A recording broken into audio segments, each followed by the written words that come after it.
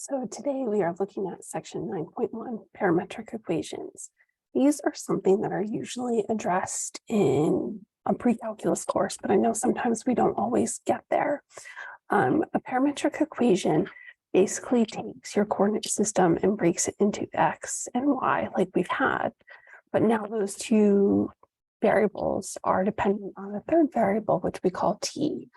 Sometimes it makes sense to think of t as time. It doesn't always have to be time, but then that's gives you something a little bit more concrete to think about.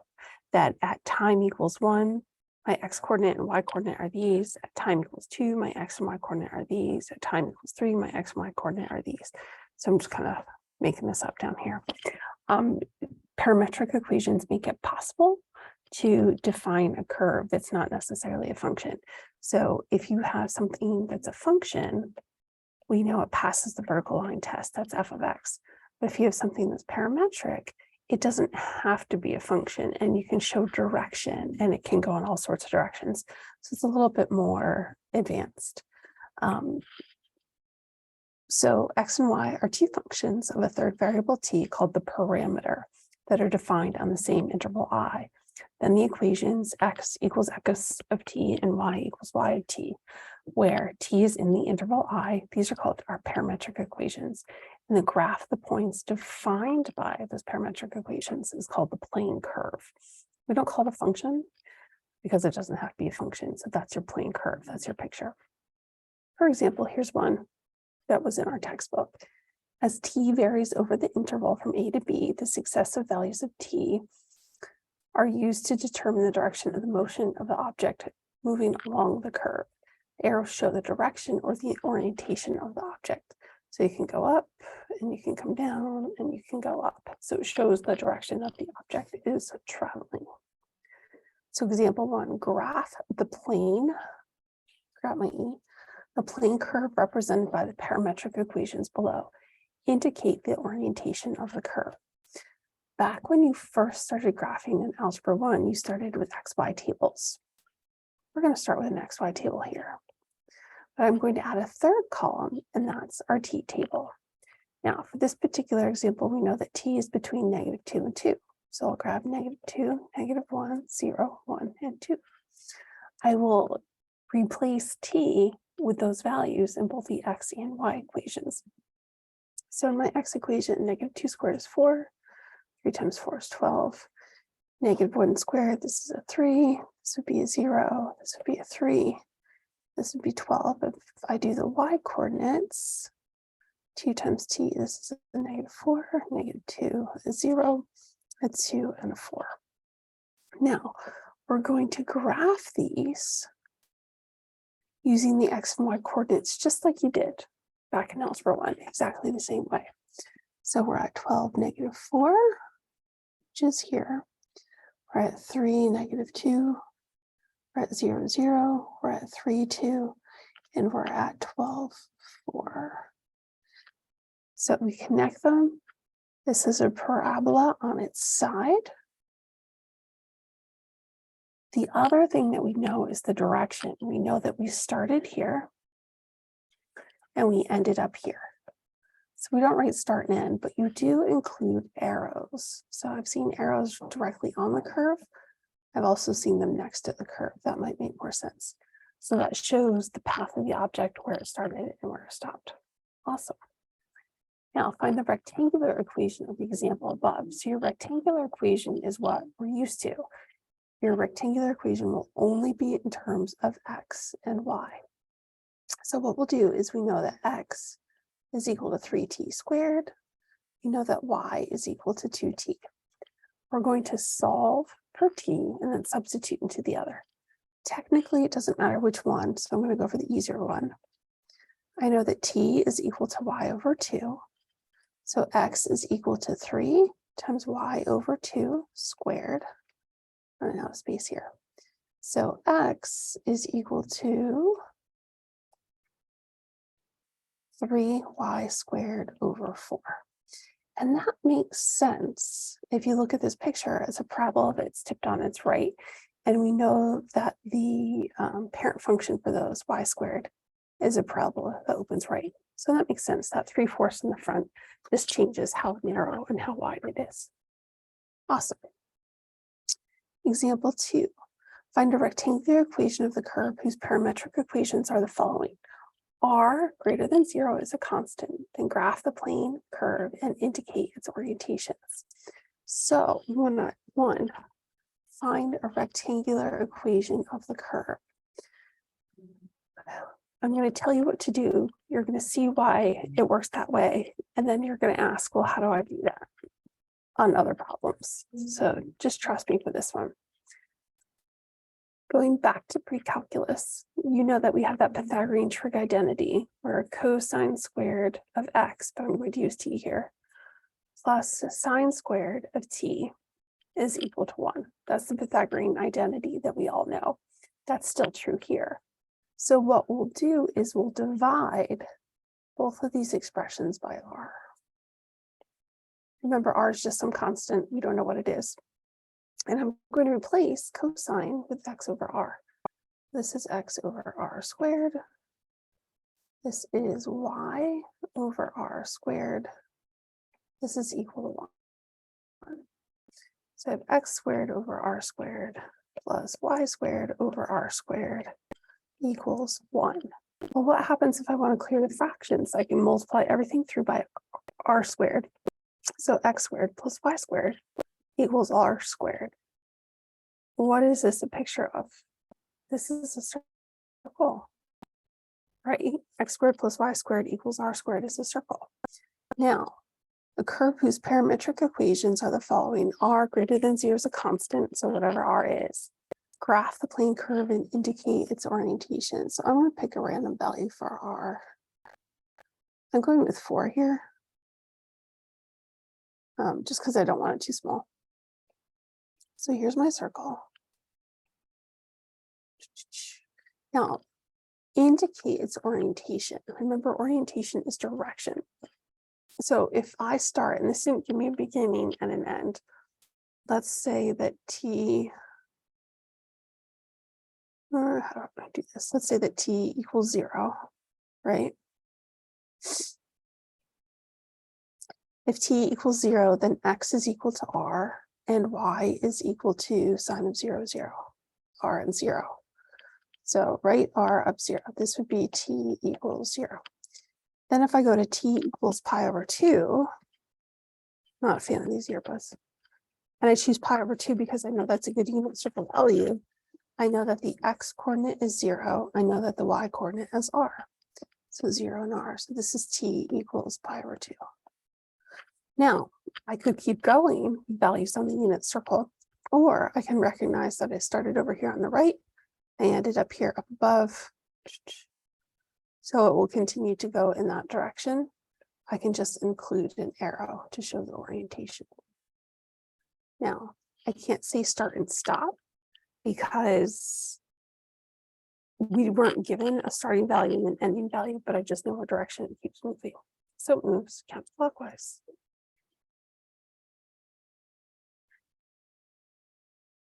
All right, we got a couple things going on here. Example 3, find a rectangular equations for the plane curves represented by each of the parametric equations. Graph the curve and indicate its orientation. This time they did tell me what we're going between. So I'm going to start this one out like I did the other one. I see sine and cosine. By the way, how would you know to do that on your own? Practice. Just practice. I went through and did the homework assignment. A lot of those are sine squared plus cosine squared equals 1. I'm going to replace cosine with x over r and sine with y over r. Okay. I know that this is x squared plus y squared equals r squared. Done. 1, 2, 3, 4. All right, now I'm choosing 4 again, just because that fits on my graph. 1 would work, but it's super small, so I'm just picking a larger value. This piece, the 0 to pi. So I know that x of 0, y of 0 would give me the ordered pair r, and then y of 0 is 0. And if I go a little further, x of pi over 2. Pi over 2 is at the top. My x coordinate would be 0. And my y coordinate would be r. Okay. So I'm starting at r0. This is r0. And I'm continuing through 0r, which is up here. That's pi over 2. And if I wanted to be certain, I could find x of pi and y of pi. And I know that x of pi is going to be negative r, and y of pi is going to be 0. So I'm all the way over here. And I started in this direction, I went up. So this is curve A. If I do this whole process again, but this time with curve B, I could say that cosine squared of t plus sine squared of t is equal to 1. I'll replace the cosine and the sine. So r is sine is x over r squared. Cosine is y over r squared. Same thing, y squared plus x squared equals r squared.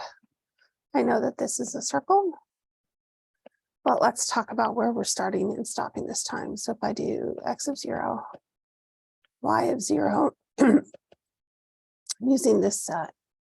So sine of 0 is 0. So this is 0, y of 0, this is r. So I'm starting at 0r.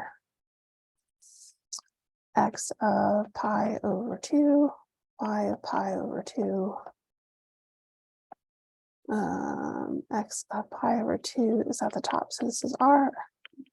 This is cosine value of pi over 2 is 0. And I know that that's at pi over 2. Positive r, 0. So I'm over here. And then if I wanted to try x of pi and y of pi, I could do that as well. Too many sines and cosines on this problem. X of pi, sine of pi is 0. Y of pi is cosine, that's a -1, so that's a negative r. Okay. Is at 0, negative r, so we're down here. So letter B starts at the top and goes to the bottom. The idea with this example is that even though they're both circles, right? They're both the same circle, because you have different x and y definitions, because you've switched up the parametric equations and you've included these boundaries, the 0 to pi, you wind up with two different pictures. So that's important to know that those look a little bit different. All right.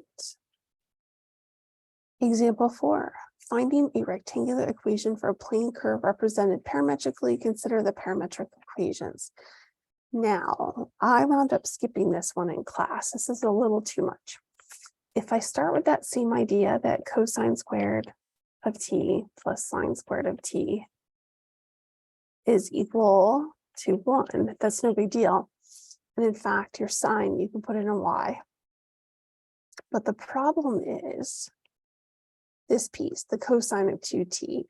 There's a double and half angle identities from pre-calculus that are in there.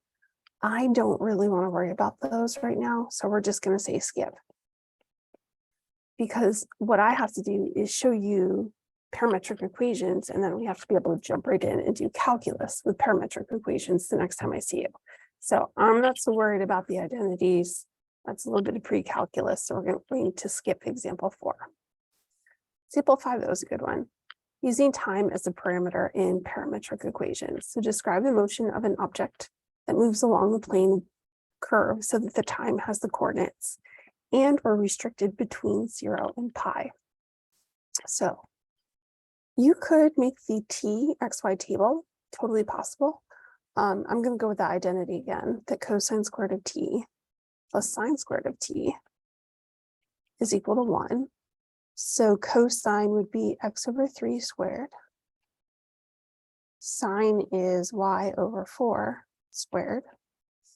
is equal to 1. You don't have to square them. You don't have to multiply through by 36. And this is one of those COVID casualties, for lack of a better word. This is a conic section. It's a picture that you get when you slice a cone. This is an ellipse. An ellipse is really an oval. And so what happens here, and you could try different values, but if you put 0 in for x, your y coordinate would have to be 4 or -4. 1, 2, 3, 4.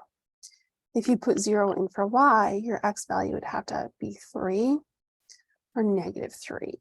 And so you get this ellipse shape.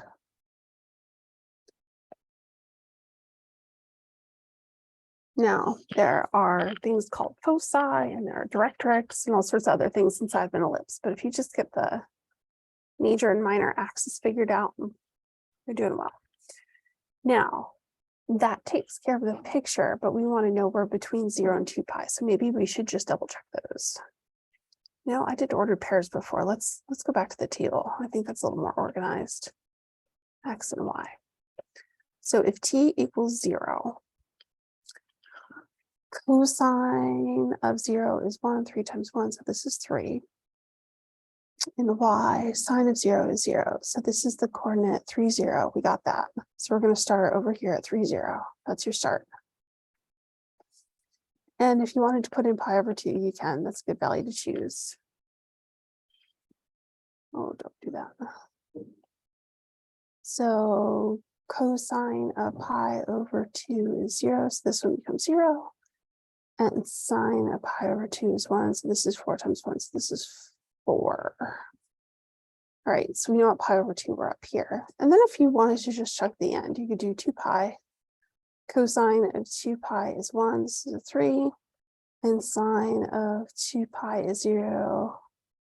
So this is 0. So that we know that we end exactly where we started. So it gets 1 rotation counterclockwise around the ellipse. So if you had a question that said describe the motion of the particle, you would say that it's moving counterclockwise around the ellipse, and it starts and ends at the coordinate 3, 0. Okay. Example 6, finding a parametric equation for a curve represented by a rectangular equation. Find parametric equations corresponding to the equation y equals x squared minus 4. Some of us are not going to be happy with this because there's more than one way to find the answer. It depends on what you see. So an easy first step is to take x and set it equal to t, just a real quick switch. And then you could tell me that y is equal to t squared minus 4, right? That works, that's pretty easy. You can also define t to be something else. Well, let's switch around. Let's say y is equal to t. Let's see what happens. So maybe I do a little bit of work on the side and I say that, all right, t is equal to x squared minus 4. So t plus 4 is equal to x squared. So the square root of t plus 4 is equal to x. The problem with that is you're missing part of your parabola because I'm only taking the positive square root of it. So this version is better. This one's okay, but it's not great. So this version is better. And going through the homework assignment, there were some of those that said, you know, find the parametric equations in 2 different ways. And so you could kind of manipulate the values to come up with 2 sets of parametric equations. All right, good luck with the assignment and let me know if you have questions.